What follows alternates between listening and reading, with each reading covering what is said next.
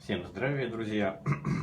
Поделюсь таким вот опытом интересным. Возможно, у кого-нибудь такая ситуация тоже случается.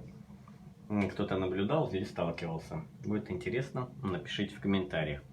Значит, постоянно, ну да, можно сказать постоянно и на протяжении определенного времени, значит, в доме происходит вот такой звук. Я сейчас продемонстрирую. Надеюсь, будет слышно в микрофон.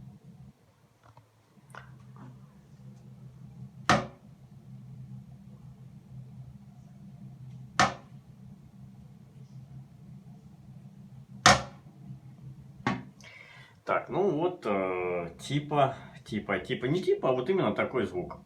То есть стук — это звук крышки унитаза о смывальный бачок. Все, наверное, скажут, что это полтергейст, как раньше там у нас проходила такая информация и по ТВ, и в сети, значит, много говорили об этом. Или домовой там такое придумает. Ну, нет, я же немножко дам со своей позиции, поделюсь информацией, что это за такими звуками стоит цивилизация определенного. Внешне она выглядит вот как голова. Голова, глаза и рот, можно так сказать, улыбка такая. Вот. И вот они шалят. Вот шалят вот таким вот звуком. То есть таким образом на вибрационном уровне собирается определенная вибрация. То есть у человека звук услышал, он, да, кто-то испугался, кто-то удивился, это и происходит выброс.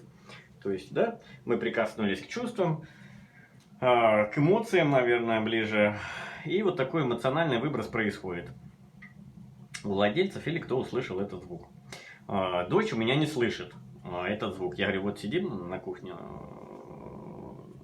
у телека там, да, чай, кофе пьем, кто что. Я говорю, слышал вот звук? Нет. И вот несколько раз я уже пытался ей этот звук предоставить, чтобы она услышала. Но нет. То есть получается, что этот звук прорисовывает только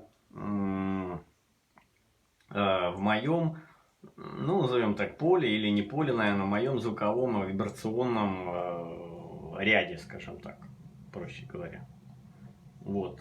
Ну вот, собственно говоря, и этим я хотел поделиться. Им это очень нравится, досаждать человеку и собирать такой вот урожай. Но они этим питаются, и, соответственно, они вот такие вот в виде головы. Ни рук, ни ног, а просто одна голова, и все с улыбкой и глазами.